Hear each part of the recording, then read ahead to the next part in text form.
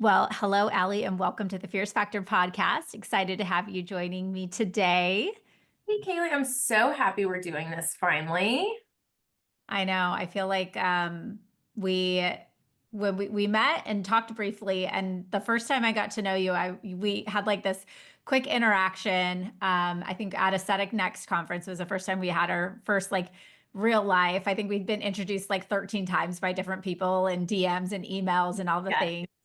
Everyone And said I should meet you for years, and I think it's sitting next in the back row. We were back row buddies. back row buddies. And then we stepped outside and talked. And then I remember you mentioned there were like you and your sort of dry, funny sense of humor rolling out of there made like 7 comments. And I was like, I like this girl. And I have so many questions about everything she had to say. I think you're like, I'm running out to get IVF, but don't worry. It's not because I can't have kids. But anyway, okay. Yeah. And then this, and then my husband and my dog and all my businesses and talk to you later. And I was like, I okay. literally was probably carrying a bag of IVF drugs and like some ice around the whole conference. Yeah, it was like that. So I was like, okay, I got to talk to this girl. So anyway, it's been a pleasure getting to know you and obviously having you go through our Confidence to Scale program recently. And so I wanted to just bring you on to talk a lot about your business and how you have gone about growing and scaling Cult, both your medical aesthetic practice, your conference, and then also your third business, Squeeze Skin. So why don't you just tell the listeners, kind of catch them up on who you are, a little bit about your business and your mission? Okay, awesome. So that's a great introduction. I'm Allie McAllister. I'm a dermatology certified nurse practitioner. I have been in aesthetics for 10 years. That number is alarming at this point. It's everything I always wanted to do. I left nursing school wanting to do aesthetics. So this was not, I didn't fall into this arena. It was something that I intentionally put myself in. And now I'm the co-founder, which is fun and an interesting part of our business, of a aesthetic practice called Aesthetics. We opened that, actually it might be a year today, Kaylee. I'm not even kidding. I think it might be a year today. And then Cult Conference was our first baby. She was born in 2020. And then Squeeze Skin came along about a year or two ago, probably 2 years at this point. And that's our online e-commerce site. So those are kind of the three babies, the three businesses, and I co-own all of these with my business partner based out of Dallas, Texas. Yeah, that's kind of us. Our conference is designed for, advanced injectors. It's boutique, it's intimate. Our practices are the same way. We really value education and providing, above mediocre results, right? We want to make sure that our patients are not getting a med spa experience, they're getting an aesthetic practice experience. Everybody that they see is trained by Jen and I. High level education. We pride ourselves on that. Results that are beautiful, natural, undetectable, durable. Yeah, and then Squeeze Skin is just our curation of all of our favorite skincare products. We don't carry a entire line of any brand, but we carry all of our curated hero products. So it's fun. Love that. So I don't think I asked you this question because Jen, your co-founder, is in Dallas. How did you guys meet? So we met at a cadaver lab, Chris Turk's cadaver lab in 2020. No So way. yeah, we had never met. We had a mutual friend on Instagram who kept saying, "Oh, you should meet her. You should meet her." And I was like, "Okay, yeah." I think I had like, I don't know, 500 followers, and Jen had this big, giant Instagram following. And I mean, you want the real story? The real story is that I met Jen, but then it was COVID, so everyone had been locked up. We went to a bar afterwards, and I in college had this horrible habit of sneaking a cigarette after a few too many cocktails, and her now fiance, I bummed a cigarette off of him, and here we are. Wait, but did they were already together? They were together. Okay, Yes, all right. I'm like, yes. this And is by the getting end of the weird. night, he's like telling me like, "Hey, so like I'm gonna propose. Here's a photo of the ring." I mean, we Aw. all we all rushed our relationships incredibly, and it's worked out well for us. But that's how we met. A horrible habit, and God, I mean, the thought of that now is disgusting. But at the time, after a few cocktails, it was great. That's how we met. We became training buddies, and then literally months later decided we should start a conference together. That was the first venture. Okay. And so at that point, you didn't have your business yet because what we're celebrating your 1 year anniversary today, which Yes. I'd have brought a So cupcake or something. it's okay. It's all right. No, I definitely don't need a cupcake. No, I was a dermatology nurse practitioner and I worked for a large medical derm practice in Atlanta at the time. I did aesthetics. My first job was for a plastic surgeon. I thought I wanted to go full medical derm, so I made the change. All my aesthetics patients followed me and I started seeing more and more, and it just came to me and I was like, what am I doing? Eventually. But at the time, no, I had dabbled with the idea of leaving my derm practice. And Jen and I actually, after the conference, I ended up opening the Atlanta location for her previous employer, who was a plastic surgeon. So I helped them open the Atlanta office. And then I was with them for probably 2 years. They decided they wanted to sell to private equity. It did not make sense for me or Jen at the time. So we both exited that company. And that is when we opened our own practices. That's awesome. And Yeah. so, yeah. So what has it been like? You're a year in. Let's talk to us about your year. What's it been like as a business owner? I mean, there was a reason that I did confidence to scale. I wish I could have said I had the foresight to say, hey, I'm going to need this and had done it earlier, but it came in a moment of really like despair. I was confident in what Jen and I were building. I was not necessarily confident in my skills as a leader and my skills to take the team that had been under me at this previous practice and transition them into our new practice. So actually, before you and I met, I had reached out and Krista and I met, and I remember literally sobbing to her on a Zoom call.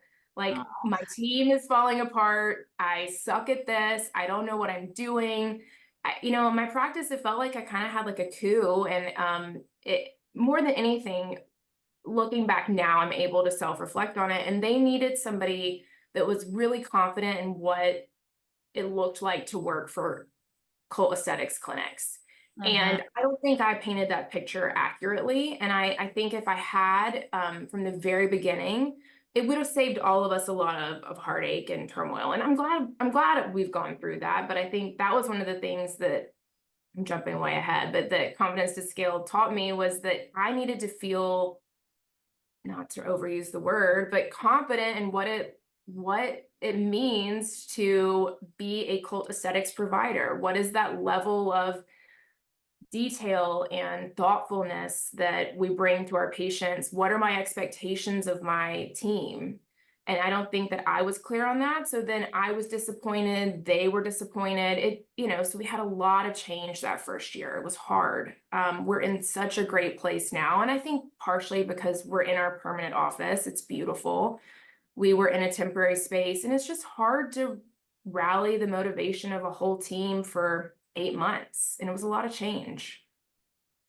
I kind of think it's too like a rite of passage. And I hate like somebody who's got like a great team and they're new at this, like, I'm not trying to turn anybody off, but I also think like I wish someone had, I don't know, probably someone did warn me and I just didn't listen, but to tell me that like, hey, you're going to go through like 8 employees before you find a good Yes. one, And it's okay. It doesn't Yeah. mean that you're a failure. I think I took it all, I felt all of it so personally, like that I had failed in all of these ways. I'm a like type A front row kid. Normally, I don't know why I was in the back row with you. Thank God that I was. But I mean, I feel all of it very personally, and I hold myself to a very high standard. And so then I hold my employees to a high standard. And I used to think maybe I needed to change that.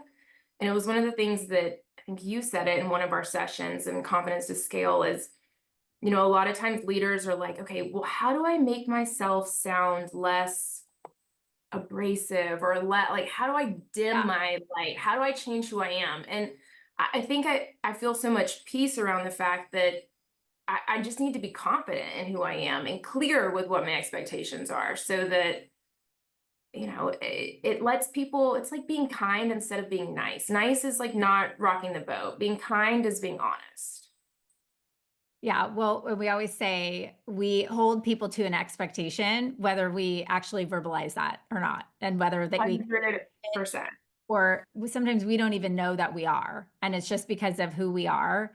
And so I love that you brought that up, because I think, for the listeners of this podcast, there's a lot of business owners that, you know, are going through and deal with these struggles on a daily basis. And I think part of it's a confidence thing, but part of it's like, well, if I don't have a team, I literally can't run my business, And so like, if I actually am that nitpicky about like our standards, and I'm just on top of everybody all the time about what my expectation is, and they leave me, then what, And so I think it's a real fear that people have, for sure. Well, and I think what's worse than them leaving is them staying and peeing in your pool. Yeah, that's true. Little peas over and So, over and over. yeah. For those of you who don't know, you have to take the course. Okay, so it's interesting because you and I had a conversation about this, and I think this is something that it sort of transcends in your marketing a bit. And so I think I've thought about this a little bit about, like, I'm asked a lot of times, like, help me do a better job of marketing myself.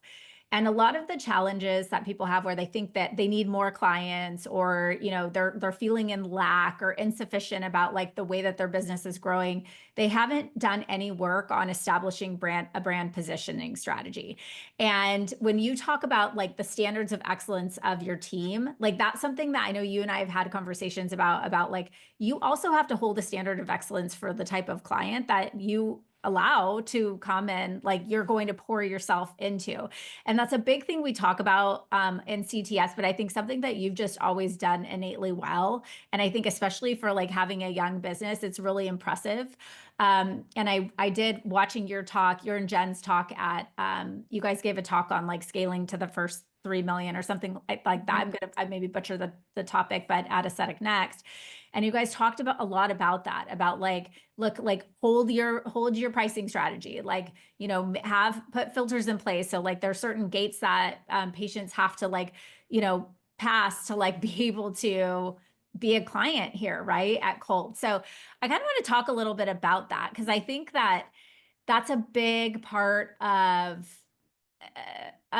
running a business that you really love, is making sure that you have clients that you love too. So like, what is that meant for you in terms of like brand position, and how important is that around your marketing strategy? And how, I know it's a multi-pronged question, but how have you utilized that to weave like how you message to your market and how you market your practice and your conference too?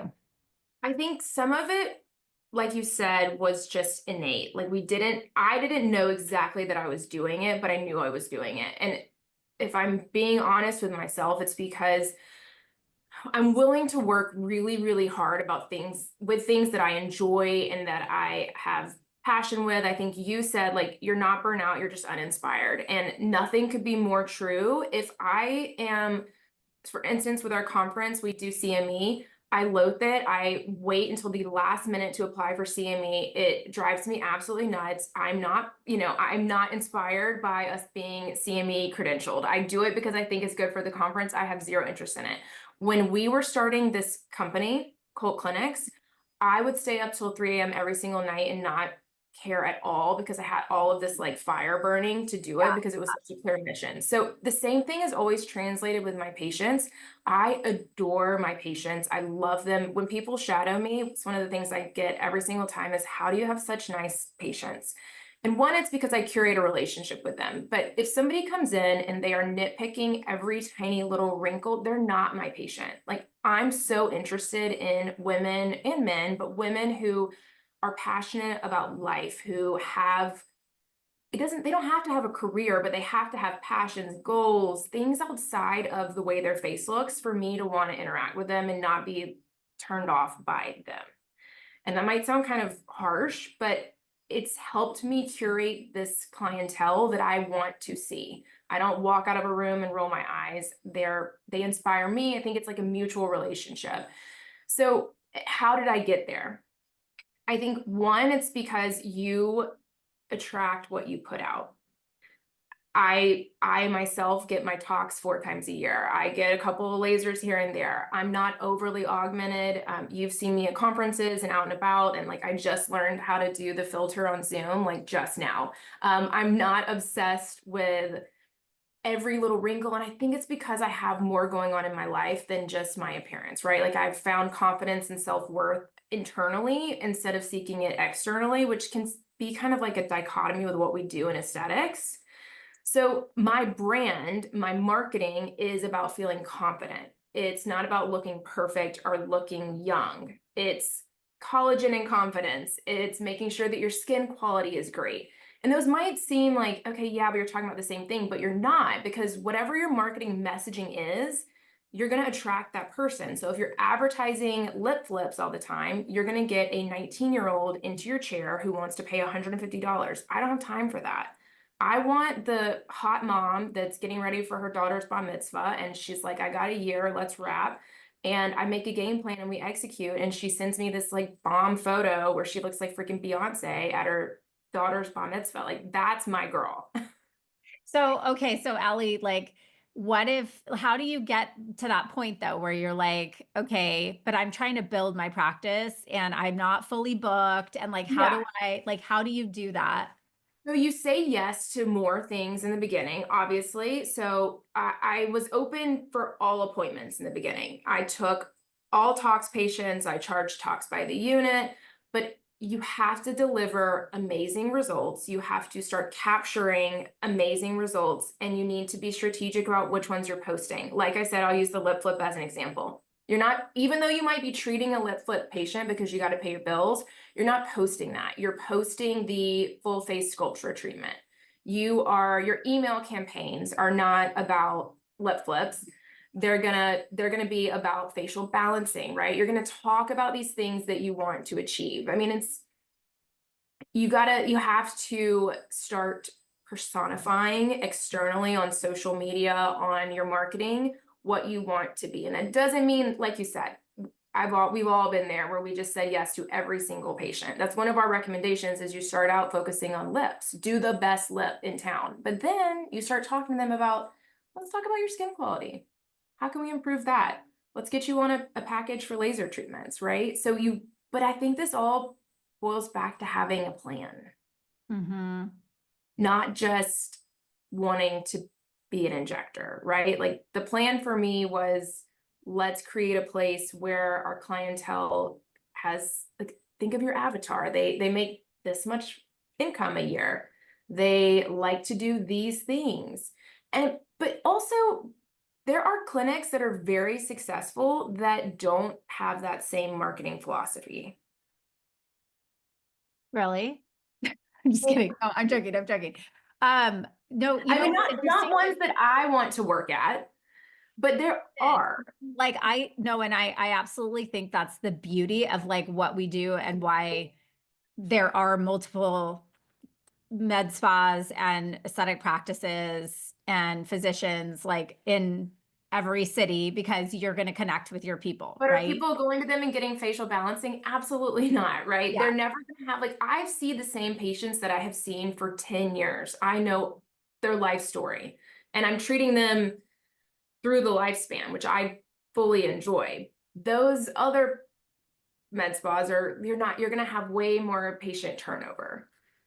Well, you know what I have found? I think that there's just confusion about what a personal brand is and branding in general. And I think for me, it's like people do business with people they trust. And so you have to think to yourself, what can I say today that's going to let somebody like trust me and feel more authentically connected to me? And that's what I see you doing. There's a distinct difference between somebody that's trying to talk about themselves and promote themselves so much to the point that like I think in their mind they think like, oh, this is my personal brand. And I've heard people say like you are your brand or whatever. And I'm like, not really. Like I think your brand is how what is a platform for you to build trust with people.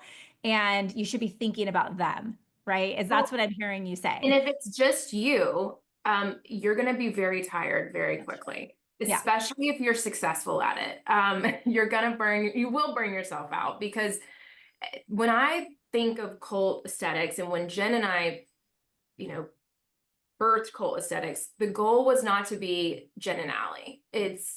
We don't want to be the faces of our clinics. I want it to be that we provide, a luxurious experience that inspires confidence and empowers our patients to pursue their goals and embrace extraordinary lives. Our mission, thanks to you.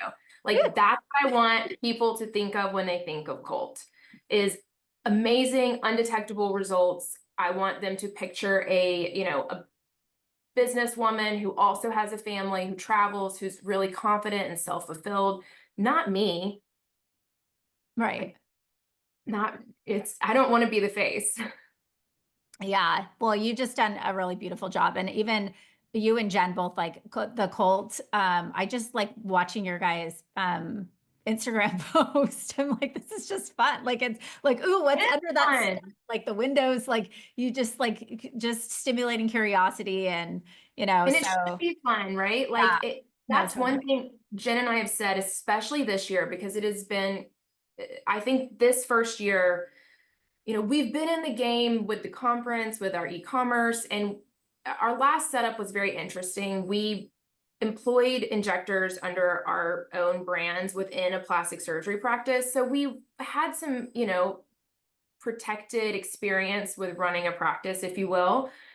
But this last year, doing this the way we wanted to do it, having the teams change, it was really freaking hard. And we've had to have these conversations with each other and say, owning a business is hard. Being an entrepreneur is really hard, but it doesn't have to be miserable and it should be fun. Like if we're not having any fun, like why are we doing this? Like we could go make some money for a plastic surgeon and work 3 days a week.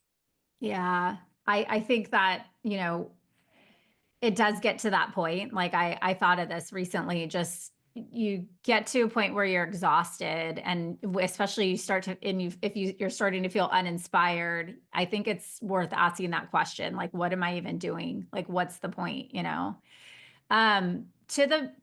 Jen, because we keep talking about her too.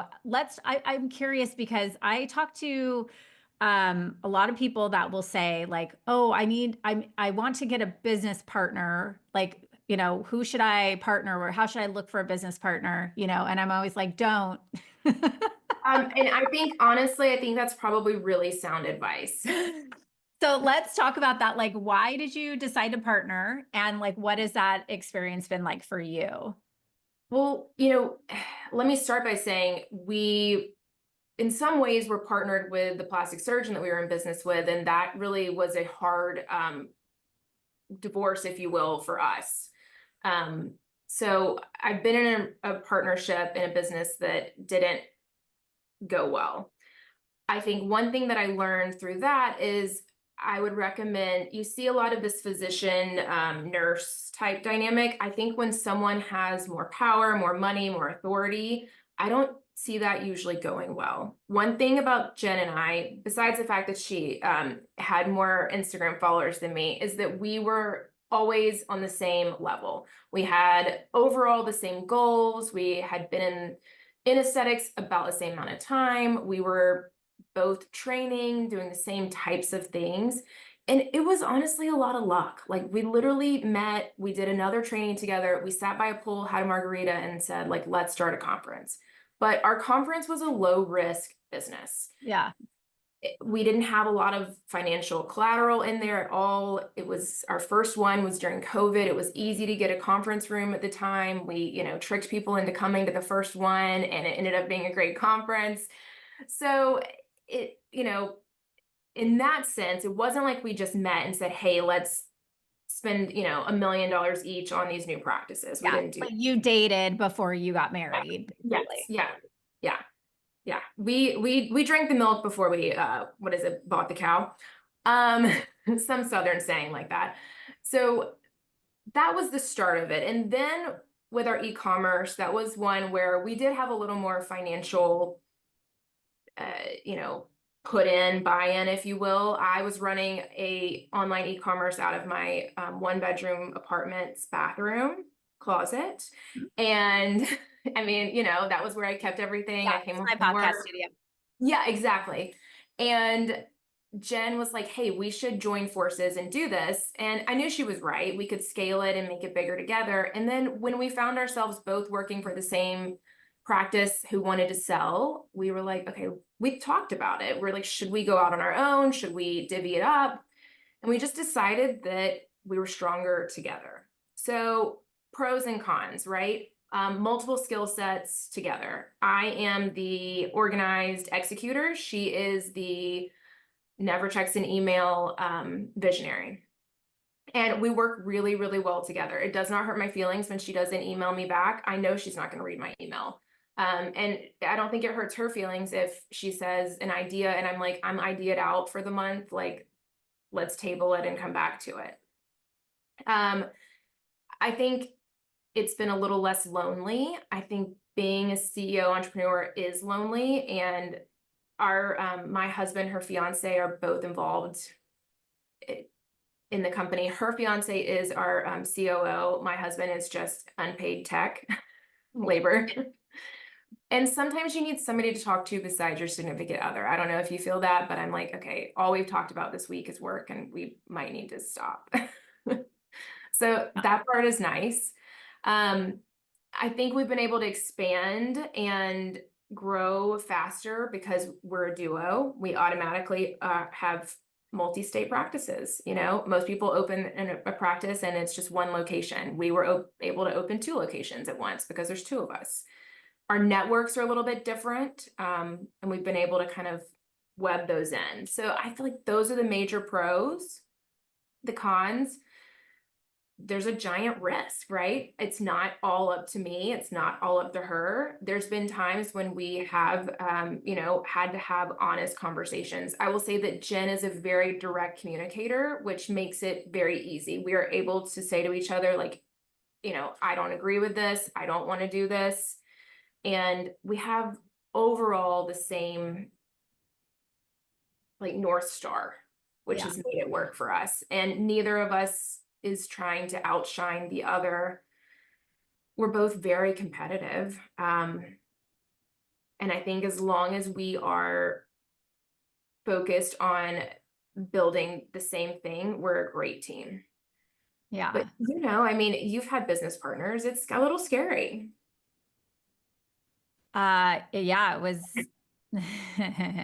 Yeah, I think, look, like every experience is a learned lesson, and there'd be nothing I'd go back and say, you know, do or don't. I think the reason I typically advise against it, probably the same reason my husband told me from the beginning, never hire friends or family. But the woman who runs the entire back end of my business was a friend I sat on the sideline with at my kids' sports events since they were 3, and was somebody I trusted. And I was willing to take that risk because I knew what a solid asset she would be for my company. So I was like, well, Right. you know, I'm willing to lose the friendship, right? no, and it's actually, it's grown our friendship beyond. I mean, it's like, we're sisters. Like, it's just not even like, I mean, I And I trust her. think that's an interesting thing about Jen and I's dynamic is obviously we are friends now, but we started out as business partners. Yeah. We had 0 relationship. And we don't text all day. I mean, we have fun together. We take Yeah. trips together that are just for fun now, but our relationship started out very much being business focused and fully transparent. And I think that is what I see a lot of people do is they go into business with their best friend. And I don't think that's a good idea. Well, and I see a lot of hiring family because they have trust issues Yeah. and or um, don't want to pay for an employee. So this is a nice cheap way of doing it. And then and then eventually as you scale up, you know, there has to be some sort of an hierarchy in the sense of, someone has to be the leader who makes the decisions and takes accountability for those. And then how do you go and tell like your sister-in-law, which has happened, right? Like, sorry, it's not working out. You're not doing a great job. And then the how that impacts, everybody around you. So it's a delicate, I think. It is. And we are not perfect. We have had challenges, but I think really honest communication for one, and two, the fact that we were business partners first are probably the things that have led us. And we are stronger as a team. I mean, we weighed it out. We talked about it. Should we do this together? Should we not? And ultimately, at least now, I'm really glad that we did. I think it has benefited us. Yes. Well, okay. So speaking of, you two are both adorable and the cutest marketing for Cult, but let's actually talk about Cult Conference. So like when Okay. you guys were like, let's have a conference, I mean, let's do that because there's only 100 million conferences in aesthetics.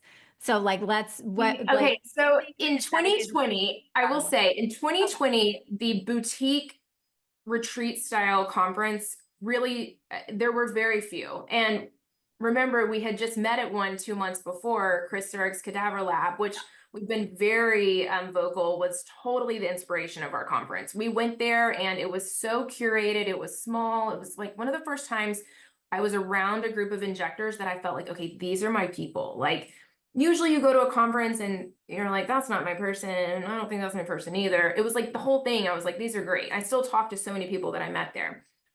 So we sat by the pool, we had the margaritas, and we were like, we should do the skinny spicy margarita, and we should do a elevated conference, keep it really small. We're at 35 attendees max for the first 3 years. We have flexed up to 55 at our last one. And so it's invite only, meaning that we do a little background check. So we make sure that you are a full-time injector. We make sure that you've done this for more than a year. It just makes it fair for the investment of all the injectors so that they're in a room of people who are their peers and they can actually collaborate and learn from. And then we decided to bring in the speakers that we wanted to hear. Not the same, no offense to the male plastic surgeon, that everyone has heard do the same lecture over and over and over, and you don't even inject, sir. So like we were over that. So we wanted it to be the conference that we wanted to go to. And I think that's why it's been a success. I love it. And it's grown tremendously. And this is I think you said well, 2020, I could do the math. And then So we started out, we did one a year and then we did two. So this year, our seventh one will be in Nashville. And then our eighth one will happen in September in Scottsdale. So 7 and 8 are happening in 2025. So it's grown tremendously. I will say, due to our relationships that we both brought to the table, we've had support from, the big industry companies that you know of from the very beginning, which has helped tremendously. But we had no clue what we were doing. We literally stuck a poster board behind the stage at the first conference, like at the last minute. Like I look at the photos and I'm like, that wasn't the vibe. But we branded from the very beginning. Our books are so curated and cute. The swag bag is cool and the content is valuable. You can't just be cute. You can be cute and educational and smart and badass, but you can't just be cute, And you do this yourself. Oh yeah, Jen and I are the only. And my husband helps with AV. We have an AV team. We bring in a medical assistant, and then we usually have one of our patient concierge front desk that comes in and helps us execute the dinners. But we do this all ourselves. I mean, we theme it out, we plan it all. It is a labor of love. There is not enough money to be made in this. I can tell you that. I love planning the conferences though. Yes. So let's talk to that. Do you think if like someone's listening, like an injector is like, I want a conference, do you think they should start one? No, No. I don't think you should. I don't think The title of this podcast should be Don't Do What I Do. literally don't do what I did, which my mom would probably say was like my whole life story. Like I survived it, but you probably won't. I think that if you want to start a community in your area, amazing. You want to start a like dinner club for your local injectors, awesome idea. I think if you want to start a conference, a couple things I would say. You need to have a clear vision of what your conference is going to do. Do you have connections? Can you get top talent to come speak at your conference? I don't know that about your listeners. They're pretty badass. They might be able to do it. And then do you really want to? It takes a lot of coordination, a lot of time, a lot of stress leading up to each conference. I have joked and said it's like being pregnant twice a year because the whole time I'm like, why do I do this? Why do I do that? And then at the conference, it's this amazing energy and it happens every single time. The last day on Sunday, Jen and I are like, okay, so when is the next one? Every single time. Yes, I can relate. I know that feeling. I mean, you run a retreat, like it's very similar. And I've also been listening to a lot of business podcasts where they talk about, buying companies that don't have a lot of HR and people involvement, right? Like that's the way to do it. Like, what's her name? Cody, who's huge right now. She's like, go buy a laundromat or buy a car wash, right? Yeah. Okay, because there's But less people. she's not advising to buy a laundromat anymore. Is she not? But at a conference, you're talking about 55 injectors that come to your conference. You're talking about usually 10 speakers who I speak, we tend to be a little diva-ish, and like somebody's flight it gets canceled and how do we get you in? And it's just logistics nightmare, which makes it fun and chaotic. Yeah. But I love But that you have that because this is what we do is we're visionary creators and running a sustainably like a business sustainably for a long time takes boring ass shit all day long every day and then you have to you get it to the point where it's finally working and you just have to follow the structure and then until you're bottlenecked again and then you have to figure until that it's out time to grow and then and then you exactly. go through this whole thing. And so at least it's like an outlet for you. So you don't have to go completely turn your business upside down, disrupt, rebrand, like spend a bunch of money on a bunch of random stuff you don't need in your business because you have your conference. I love it. It's Yeah. fun. So maybe I'm going to change my stance. Maybe you're listening to this and you should start a conference. I don't know. I just think when I think about the time that I spend planning the conference and the financial reward, I should just pick up a couple days extra injecting or hire another injector or something like that. But it's amazing. And the community we've built of injectors at this is I wouldn't trade that for the world. I mean, we DM each other all the time, we text each other all the time. I always have somebody to send my patient that's moving to another state to. It's this big cycle of, the all the culties. It's fun. And you don't come to the conference and feel the chaos. That's the beauty of it. It's you come and you feel like it is so smooth and organized. And how did you That's what I do? was going to say. I'm sure a lot of people really appreciate the work that you put in. So, okay. So you mentioned that this feels like birthing twice a year. So Which I would know nothing about because I've never birthed a child. right. Okay. So why carrying around the IVF bag? Talk to us Well, about that. Yeah.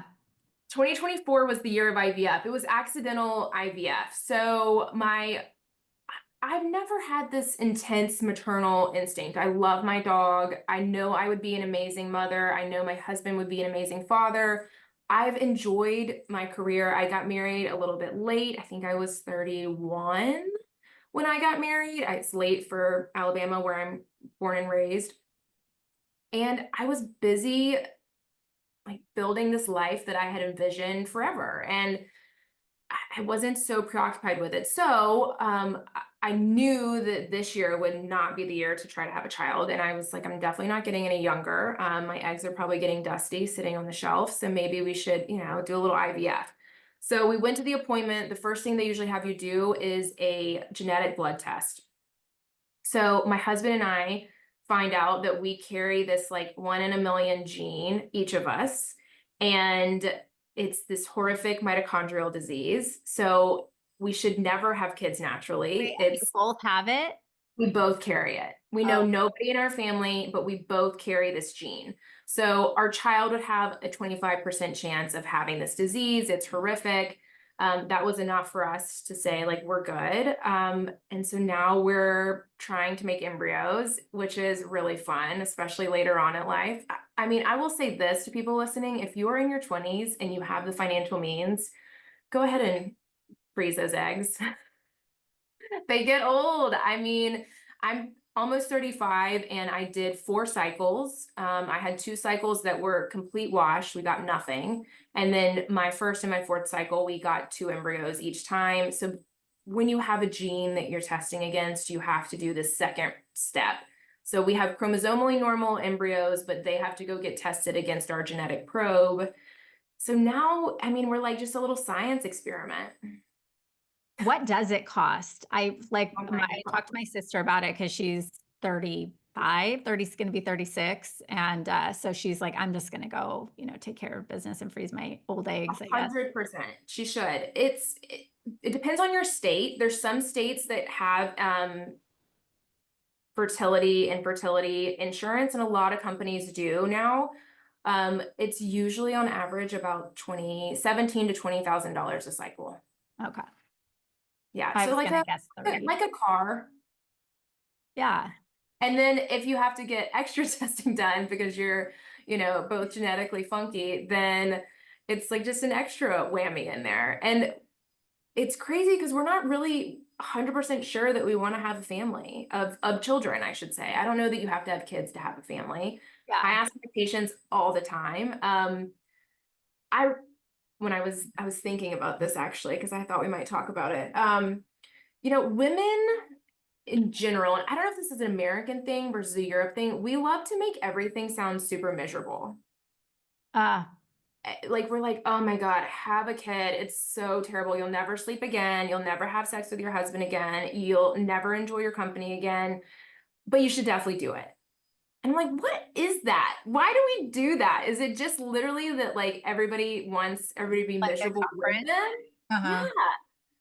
So I don't know. And I think but like owning a company isn't a cakewalk. Running companies isn't easy. So I've said this and I feel confident in this. If we decide to have a child, we will make it fun. We will make it an adventure. We will have a great time. But it's kind of the older you get, the scarier it gets. I don't know. You have a family. What do you think about this?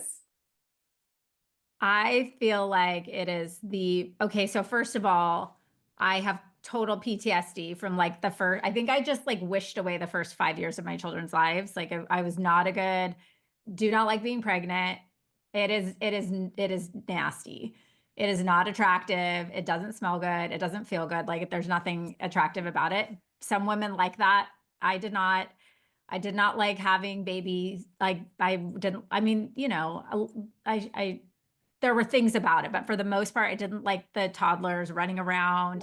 But Chaos. now I have a 13 and 16-year-old and I love it. They're like actual humans that like interact and bring value to your life and make you laugh. And like motherhood is such a gift. And I think it's incredible. But I always worked. I didn't stay home. And so I didn't have to have those conversations about how miserable my life was running after children because I had help, So Yeah, and I feel like that would be exactly how I would be. Who knows? We'll see. It's been an interesting thing to do. And yeah, I mean, I did it all, traveled all over the US to conferences, speaking on stage with my like swollen IVF belly. And again, IVF's the same way. Everyone's like, it's so terrible. It was fine. It was fine. Did I love giving myself a million shots a day? No. Did I love getting probed once a week or every other day? Not exactly. Especially when I walked in and like went spread eagle and the ultrasound tech comes in and of course she's a patient of mine. oh And my I'm God. like, oh, hi, here's my vagina. It's so nice to meet you. Yeah. She really was like, do you want to probe yourself? I was like, no, girl, I don't want to probe myself. Just do it. So, Yeah. I mean, it's all wild, but it's Yeah. fun and totally doable. And I do think if you are in the financial means to even just do one round and get some eggs chilling on ice, like maybe go ahead and do it. That's funny. I love it. So looking ahead for over the next several years, so 5 years from now, what is the vision for Allie? and for Colt?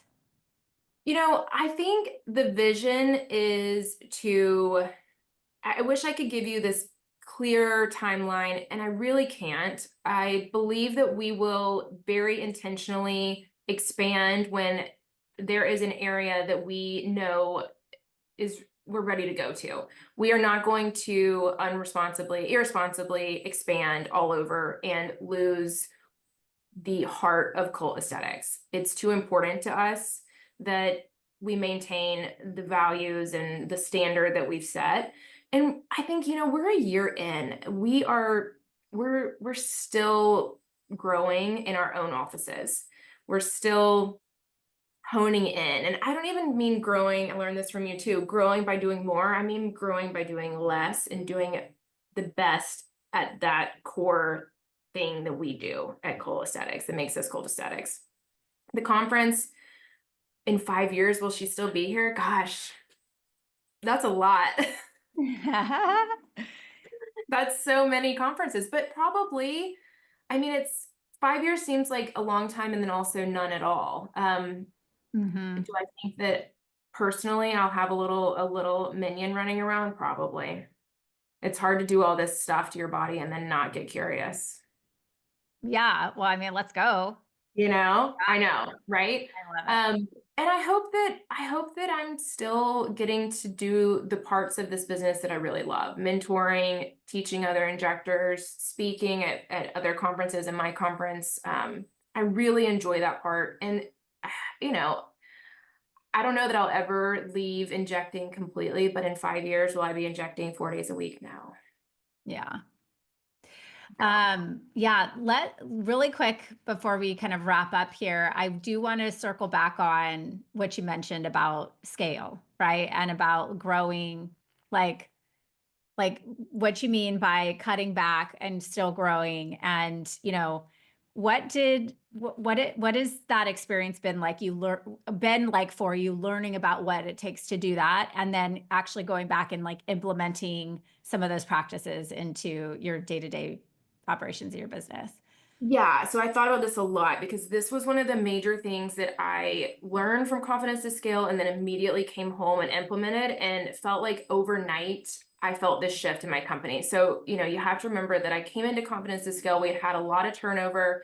We had had a couple, people leave the practice. I would say that our culture and our morale was not where I wanted it to be. So I came into Confidence to Scale and we talked a lot about one, defining, what your dream employee looked like, and then two, setting boundaries. And we talked a lot about the reason you don't do it is you're worried somebody's going to judge you, or you're not focused. So I decided that instead of just immediately going out and hiring an office manager and kind of redelegating those CEO tasks that I think I had prematurely delegated, I was going to stop taking new patients. That was going to free up my schedule so that I could do the things that you guys taught me to do, right? Focus on being the CEO of this company, focus on leading my team, which meant that and this is kind of embarrassing to say, but let me get to know my team and my employees again. Because I felt like I had separated myself so much that I lost touch with them. So I Mm, have so much more interaction with my medical assistants, my front desk, the other providers here. So I actually know where they're at, what they need. I can help mentor them and make sure that they are, representing cult aesthetics. It's been such a really like positive change in our practice. And even my patients are like, the vibes here are so good. And I'm like, I know they are good.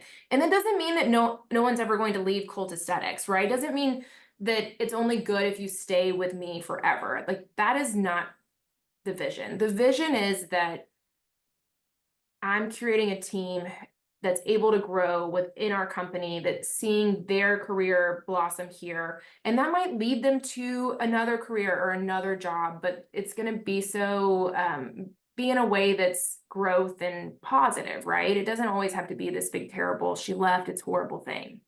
well, no. Well, first of all, you shouldn't be embarrassed by saying that. I think there's a lot of people who are going to appreciate that you did because they're feeling that disconnect themselves. I certainly have. I was like the outsider in my own practice, you know? Yeah. Well, it's also very difficult. It is here I am being an American. My sister would love that comment, by the way. She lives in Switzerland. She's European now. But like, not to make it a complaint, but it is a balancing act trying to grow as a service provider, trying to grow your company and then also develop team. And it's like the business is growing, which means you need to bring team on to help you. But then the business is growing. So the business it demands a lot of you. It is very challenging. And I think if you're not being very intentional and also saying, it's going to take me 6 months of completely shifting my daily habits to like spend more time with this new employee to make sure that they get brought onboarded, like drink the Kool-Aid properly, and that I'm like Right. very intentional about teaching them what I expect of them, then Yeah.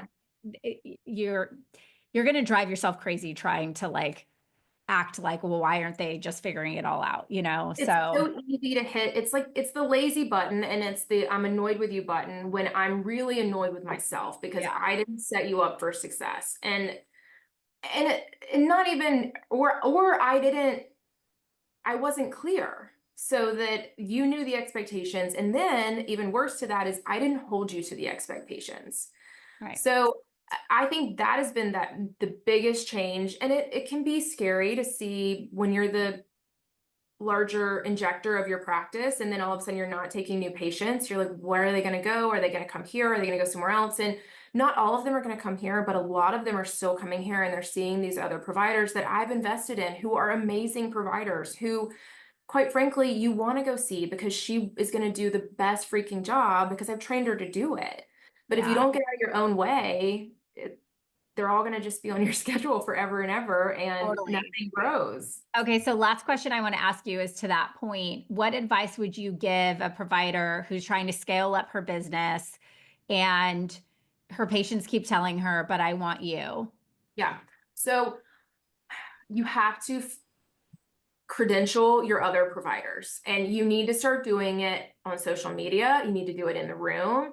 One of the best things I did, this is passing off to a newer esthetician that I hired, is she was my medical assistant. She still is acting as my medical assistant some days. So she's in the room, she does the skincare audits, and immediately when I'm recommending a skin treatment, I'm like, well, Liz is already in the room. She's going to do your consult. I'll get you scheduled in her books. That one's easy, but if you have a laser provider or esthetician you're trying to grow, get them in the room with you all the time because that referral is amazing. And then do the same thing with your other providers. And maybe you start out by, so for instance, we have a skin sculpt, which is Sculptra and microneedling. I don't do anything that has microneedling. I recommend it to almost all my patients. And I'm like, Jessica is the best at this. So you're going to see her. She's going to do your skin sculpt. And that way they get in the chair with her. They realize that Jessica's a badass and she's super smart. You start to build that trust. So I don't think it has to happen overnight. You don't have to just, close the garage door. You can trickle it in. And then at some point you just say, like, I'm not taking new patients, Yeah, and you have to stick to your guns. Cause even my front desk is like, Allie, they said that you said I that know. you I would see them. And I'm like, I probably did say that. But you got to be the bad guy. Yeah. So I need you to like be the gatekeeper. But Yeah. I mean, when's the right time to do it? It's taken me 10 years, but I think when you're ready to actually grow and you have other team members, you have to do it in order to help them grow. Because as long as you're still taking new patients, they're going to come see you. Yeah. And then you're still the face. So that's my advice on transitioning it. And I haven't fully done it. I'm not perfect at it, but I will say for the last it's been 3.5 months. And I feared that my revenue would plummet because I'm still seeing patients. I'm just seeing my established patients and I have these long gaps in the day. But what I'm finding is that my patient that scheduled a Botox appointment, I'm now able to, they say, can we do my facial balancing? Of course we can. I've got time. Let's do it. So it's my high value patients that I want to see that are there. And they're still referring their friends. I've just told them when you recommend your friends, have them see Joseph, have them see Mandy or whoever it is, right? Yeah. That's awesome. That's really great advice. Well, this has been such a fun conversation, Allie. And so I guess the people are dying to know if they want to come have a spicy skinny margarita with you by a pool and a cigarette, like how do they get in touch with you? Guys, I don't smoke cigarettes anymore. Okay. I'm trying to grow embryos. So I do red light and do cold plunge now. No, I'm just joking. I mean, you never know. If I'm in Europe, I probably would still have a cig. But if you want to talk skinny spicy margaritas or travel tips, the Atlanta Injector is my Instagram. That's the easiest place to find me. And then Cult Conference if you guys are wanting to check out either of our conferences next year. Awesome. Yes. And I will see you in Nashville in May. That And is right. that's right. And then you have Scottsdale when? September 12th. So we've got Nashville May 30th and Scottsdale is September 12th. All right. So save the date, people. Well, thanks, Allie. It's been super fun. Thanks, Appreciate Kaylee. I'm gonna get nothing but like cigarette and skinny spicy margarita DMs, I hope, for the next year. it's going to be all of like comments and all the comments of our marketing for this. It's going to be so good. I love it. I can't wait. All All right. right. Talk to you Thank you so soon. much for doing this with me. My pleasure. Bye bye. Bye.